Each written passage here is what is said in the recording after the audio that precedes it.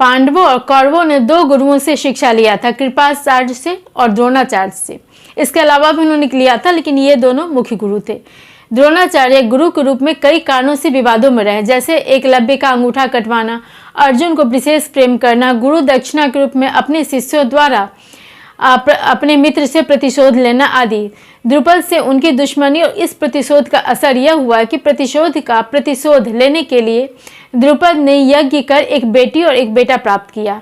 बेटी का नाम हुआ द्रौपदी और बेटे का नाम हुआ धृष्टद्युम्न। धृष्टद्युम्न ने ही महाभारत के युद्ध में अधर्म संगत तरीके से हथियार डाल चुके द्रोणाचार्य का सिर काटा था। इसलिए आज बात करते हैं आचार्य द्रोण की।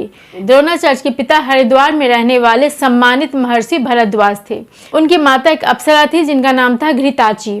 उनका जन्म एक यज्ञ कलश यानी द्रोण से होने के कारण उनका यह नाम पड़ा। वे संपूर्ण वेदों, वेदांगों और अस्त्रों के ज्ञाता थे। उन्होंने महेंद्र पर्वत पर जाकर महर्षि परशुराम से दिव्य अस्त्र, धनुर्वेद और नीति शास्त्र का शिक्षा लिया था। बड़े होने पर द्रोण का विवाह हस्तिनापुर के महाराजा शांतनु की पालित पुत्री कृपि से हो गया। इस युगल को अश्वत्थामा नामक पुत्र हुआ, लेकिन इतने विद्वान होने के बावजूद द्रोणाचार्य आजीविका के लिए कुछ नहीं करते थे। इससे उनका परिवार बहुत ही गरीबी में जीवन काट रहा था। पुत्र अश्वत्थामा होने के बाद आर्थिक जरूरतें बढ़ी। एक दिन उन्होंने देखा कि अश्वत्थामा दूध पीने की इच्छा रखता था, लेकिन उसके माता पिता के पास उसे दूध देने की क्षमता नहीं थी। यह देखकर द्रोणाचार्य को बहुत दुख हुआ और उन्होंने कहीं से गाय इंतजाम करने का निश्चय किया। उन्होंने कई लोगों से गाय ऐसे दान में मांगा ताकि किसी को कोई दिक्कत नहीं हो, पर इस शर्त पर उन्हें गाय नहीं मिल सकी। वापस आने पर उन्होंने देखा कि अश्वत्थामा के दोस्त उसे आटे के पानी को दूध कहकर ललचा रहे थे। उसी पानी को दूध समझकर बालक अश्वत्थामा पी गया और यह सोचकर बहुत खुश हो गया कि मैंने दूध पी लिया। अपनी गरीबी पर इतना दुख द्रोण को कभी नहीं हुआ था जैसा कि इस समय अपने बच्चों को देखकर हुआ। इस स्थिति में द्रोण को अपने बचपन के दोस्त द्रुपद की याद आ गई। हुआ यह था कि उत्तर पांचाल देश के राजा पृषत द्रोण के पिता भरद्वाज के मित्र थे। पृषत का ही पुत्र था द्रुपद। पिता की दोस्ती के कारण दोनों के बच्चों द्रोण और द्रुपद में भी दोस्ती थी। दोनों आश्रम में साथ खेलते और पढ़ते थे। दोनों ने साथ ही भरद्वाज और गुरु अग्निवेद से धनुर्वेद की शिक्षा ली थी। पिता की मृत्यु होने के बाद द्रुपद उत्तर पांचाल देश का राजा बना। वो अपनी राजधानी में ही रहने लगा, जबकि अपने पिता की मृत्यु के बाद द्रोण पिता के आश्रम में ही रहकर तपस्या करने लगे और धनुर्वेद का अभ्यास करने लगे। इस तरह द्रोण और द्रुपद की मित्रता अब कम होने लगी, दोनों में भेंट नहीं थी। द्रोणाचार्य ने अब ब्राह्मण के लिए उचित तरीके से पैसे कमाने का निश्चय कर द्रुपद के पास जाने का प्लान बनाया। उन्हें उम्मीद थी कि बचपन का दोस्त द्रुपद उनकी आर्थिक मदद जरूर करेगा, जैसा कि वह बचपन में हमेशा कहा करता था। इसी विश्वास पर वह अपनी पत्नी और बेटे को लेकर पांचाल देश चले गए। पर द्रुपद राजा होने के अभिमान में बचपन की मित्रता को भूल बैठा। यहाँ तक कि सभा में एक दरिद्र ब्राह्मण द्वारा अपने को सखा कहा जाना भी द्रुपद को अच्छा नहीं लगा। उसने द्रोण का अपमान किया। दोनों की हैसियत में अंतर दिखाते हुए कहा कि इन दोनों में मित्रता हो ही नहीं सकती, बचपन की बातें बड़ी होने पर छीन हो जाती है, ऐसा उन्होंने कहा।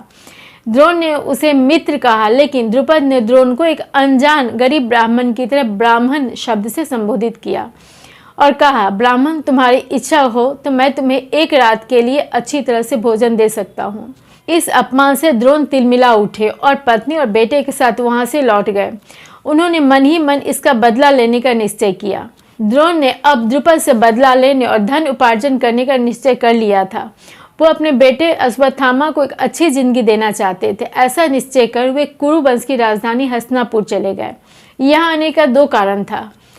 पहला, हस्तिनापुर का राज परिवार गुणी और प्रतिभाशाली लोगों का सम्मान करता था। दूसरा, उनकी पत्नी के भाई कृपाचार्य, जो कि कुरुवंशीय राजकुमारों के शिक्षक थे, गुरु थे, वहीं रहा करते थे। हस्तिनापुर में द्रोण अपनी पत्नी के भाई कृपाचार्य के घर पर रहने लगे, लेकिन उन्हें किसी को अपना परिचय नहीं दिया। उनका पुत्र अश्वत्थामा कृपाचार्य के साथ कभी चला जाता था उनके गुरुकुल और अपने पिता से सीखे गए विद्या अन्य राजकुमारों को भी सिखाता था, लेकिन किसी ने उसे पहचाना नहीं था। द्रोण ने राजकुमारों के गुरु यानी आचार्य का पद कृपाचार्य से अपने संबंध के कारण नहीं, बल्कि अपनी योग्यता के कारण पाया था। उनके राजकुमारों के गुरु बनने की कहानी भी बड़ी इंटरेस्टिंग है। हुआ यह कि एक दिन कौरव और पांडव सभी राजकुमार हस्तिनापुर से बाहर गुल्ली डंडा या गिल्ली डंडा खेल रहे थे। उनकी गिल्ली, जिसे संस्कृत में बीटा कहते हैं, कुएं में गिर गया। बहुत प्रयत्न के बाद भी उसे वो निकाल नहीं सके। उन राजकुमारों ने पास में एक ब्राह्मण को देखा जो कि अग्निहोत्र करके वहीं रुका हुआ था। उसका रंग सांवला, बाल सफेद और शरीर अत्यंत दुबला पतला था। सभी राजकुमार उसे घेरकर खड़े हो गए। वह ब्राह्मण सब बातें समझ गया। वह बोला, तुम लोगों के क्षत्रिय बल को धिक्कार है, अस्त्र शस्त्र निपुणता को धिक्कार है, जब तुम लोग कुएं में गिरी हुई गुल्ली को नहीं निकाल सकते। देखो, मैं तुम्हारी गुल्ली और अपनी इस अंगूठी दोनों को सीकों से निकाल सकता हूँ। तुम लोग मेरे लिए आजीविका की व्यवस्था करो। ऐसा कहकर उन्होंने अपनी अंगूठी उस सूखे कुएं में गिरा दिया। इस पर बड़े राजकुमार युधिष्ठिर ने कहा, ब्राह्मण, आप कृपाचार्य की अनुमति से सदा यहीं रहकर भिक्षा प्राप्त करें। वह ब्राह्मण द्रोण थे। इस पर द्रोण ने हंस कर कहा, ये मुट्ठी भर सिक्के हैं जिन्हें मैं मंत्र से अभिमंत्रित किया हुआ है। तुम लोग इसका बल देखो। मैं एक सीख से दूसरी उस गुल्ली को बीत दूंगा, फिर दूसरी सीख से पहली को बीत दूंगा, इसी तरह दूसरी को तीसरी से, तीसरी को चौथी से, और इस प्रकार सीखों के प्रयोग से वह गुल्ली मिल जाएगी। सभी राजकुमार उन्हें आश्चर्य से देखते रहे। अपने कहे अनुसार विधि से द्रोण ने गुल्ली को उस कुएं से निकाल दिया। बाद में राजकुमारों के कहने से धनुष बाण से अपनी अंगूठी भी निकाल लिया। उनके इस अद्भुत कौशल से प्रभावित राजकुमारों ने उनका परिचय पूछा। इस पर उन्होंने कहा, मेरे रूप और कार्य के विषय में भीष्म को बताओ, वे मुझे पहचान लेंगे। राजकुमारों ने ऐसा ही किया। सब सुनने के बाद भीष्म समझ गए कि यह आचार्य द्रोण ही थे और द्रोण ने भी परशुराम से शिक्षा ली थी। इस तरह वे दोनों एक तरह से गुरु भाई भी थे। भीष्म राजकुमारों के लिए पहले से किसी उपयुक्त गुरु की खोज कर रहे थे। द्रोण उन्हें एक ऐसे उपयुक्त गुरु लगे। वे स्वयं जाकर सत्कार पूर्वक द्रोण को राजमहल में ले आए। आने का प्रयोजन पूछने पर द्रोण ने राजा द्रुपद द्वारा अपने अपमान की बात बताते हुए कहा, द्रुपद के यहाँ से चलते समय मैंने एक प्रतिज्ञा की थी जिसे मैं शीघ्र ही पूर्ण करूँगा।